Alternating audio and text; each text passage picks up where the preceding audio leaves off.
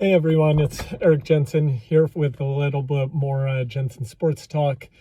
Some big stuff over the last couple weeks, a couple weeks, I guess, that I want to dig into and put my opinions out there.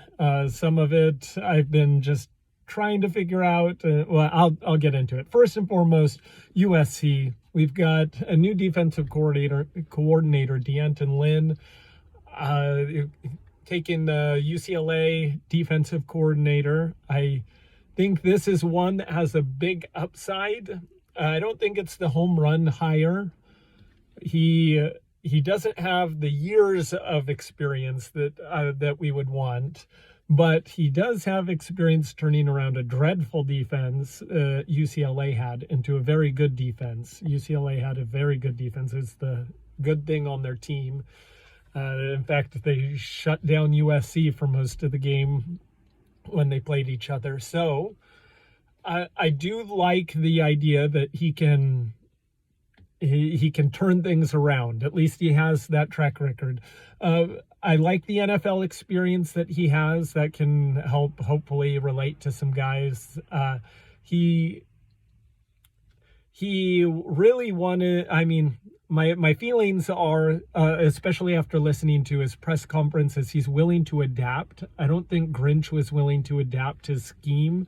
D'Anton Lynn has said that he'll adapt to what they've got. You've got your players. You need to make sure that whatever players you have, you're going to come up with a defense that will work with that. Already, they're trying to get bigger in size. I think that's great. So overall, I think it's a hire with a big upside. There's a potential for downfall too, because he doesn't have prolonged experience. But everyone has talked through his coming up in the NFL that he's a very good, knowledgeable coach with a lot of upside. So I think that's a good hire. I think it's a good hire.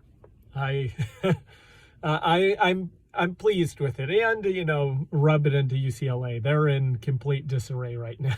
They're a little bit of a mess. So that's always fun, but not that I care about them. I care about USC and you getting USC right. So I think it's a step in the right direction. Any step forward would be. You could do anything. You could almost put me in there, and it would be a step forward. Not really.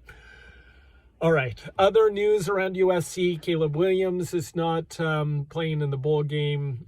Not a surprise. It looks like he's going pro, which we were 99.9% sure that he was doing that anyways. So no surprise there.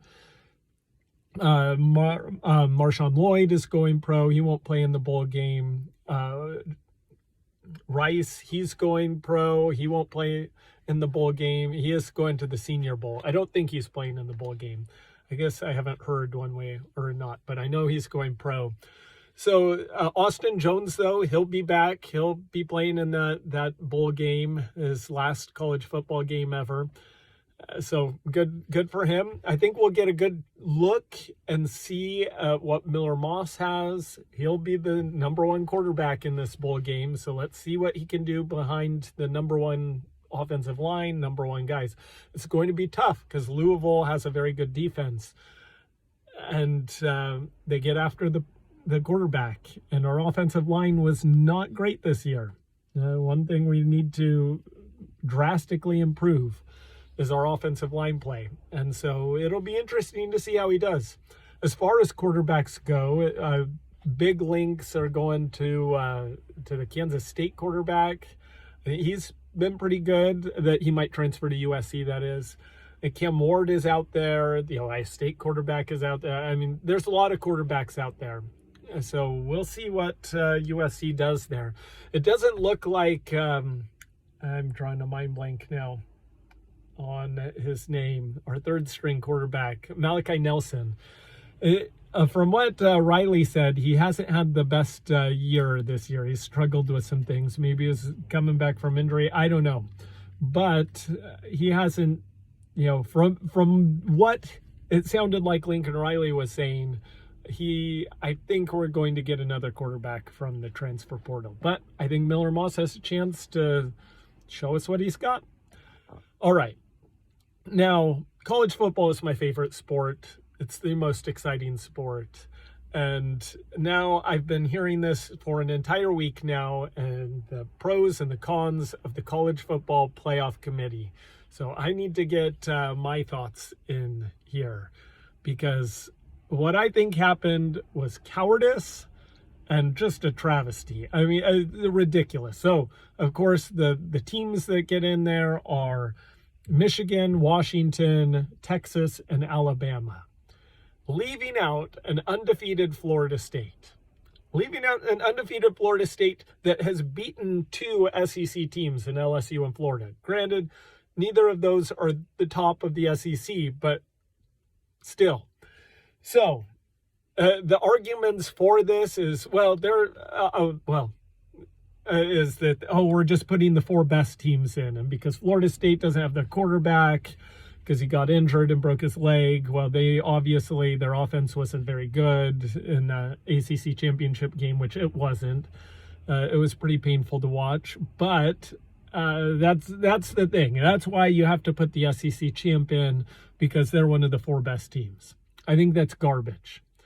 And it does go down to the very beginning, what they did, this committee. They made a couple mistakes when they made the 4-team playoff. One, you have 5 power conferences, 4 spots. They're lucky that the Pac-12 has been garbage the entire time, because that's a problem if you have 5 deserving teams and only 4 spots, which happened this year. Finally, it happened. So that's number one. Problem number one is that. Problem number 2 is the committee always said, we want the 4 best teams, not the 4 most deserving teams, which is what they should have done. If you say, we want the 4 most deserving teams, no problem. You get your 4 in there, easy, no real, complaints on that, because then you could put Michigan undefeated, Washington undefeated, Texas, 1 loss, Big 12 team that beat Alabama, so they've got to go in above Alabama. And then you have Florida State undefeated. That leaves the 2 SEC teams, Georgia and Alabama, out, which is what should have happened. If the playoff committee had any integrity and any courage and anything other than wanting money from the SEC and the networks like ESPN, they would have done that.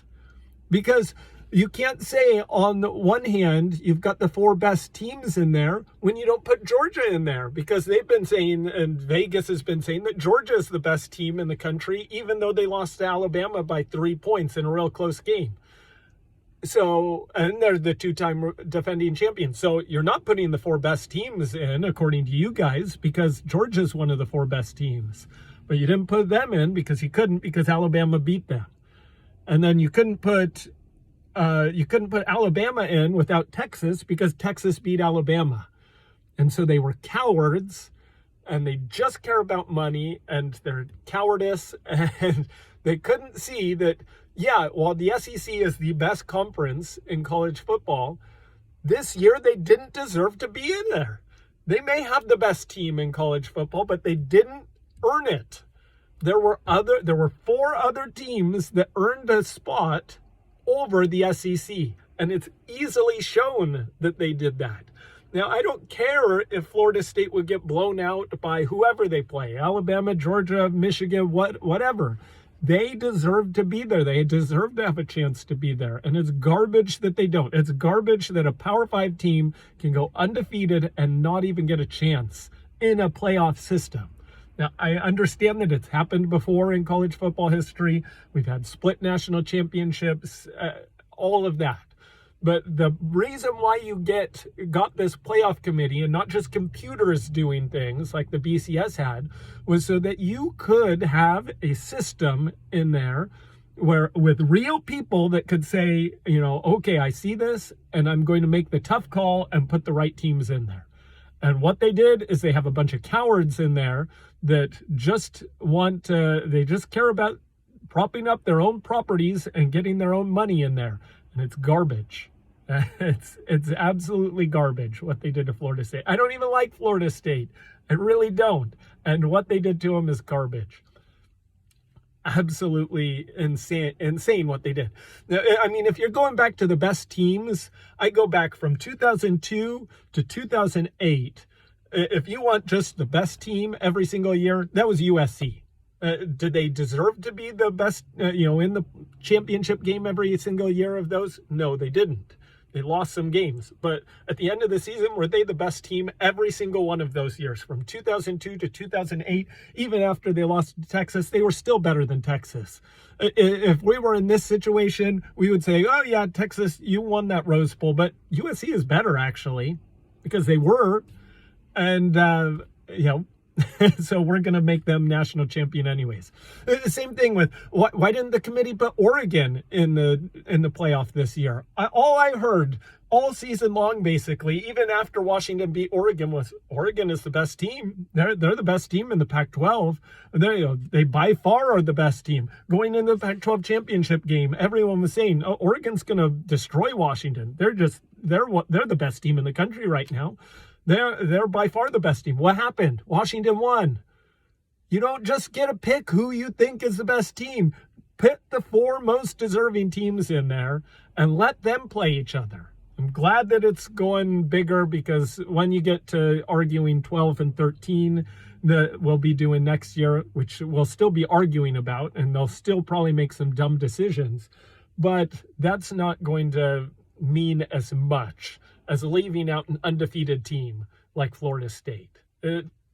Just garbage. And it really, it's a stain on college football. It really is. It was a lot better when we had teams that weren't even playing each other and we had shared national championships. That was better than what happened here. Absolutely better. And so, I hope Florida State beats Georgia.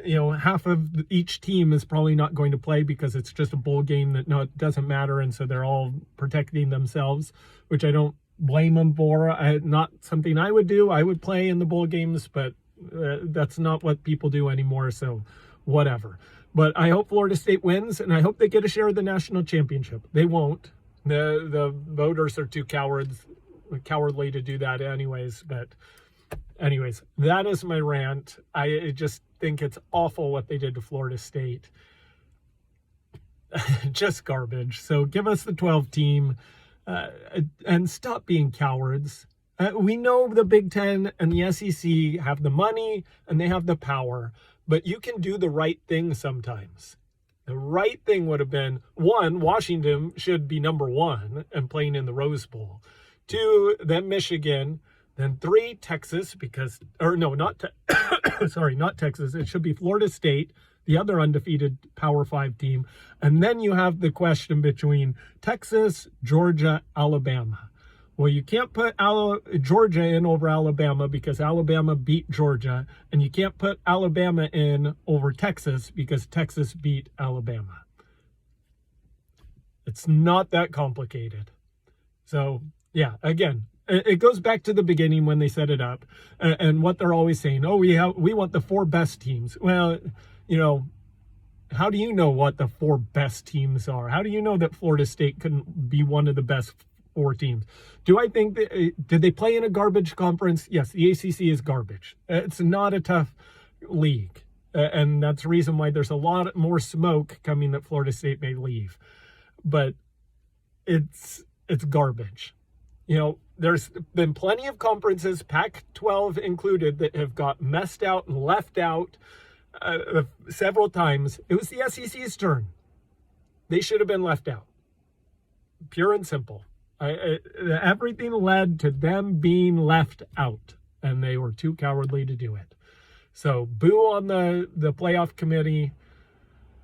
And anyways, it should be a fun playoff. I'll get into some predictions coming up. For bowl games as well as the playoff there. And yeah, anyways, rant over. Have it so good. Fight on.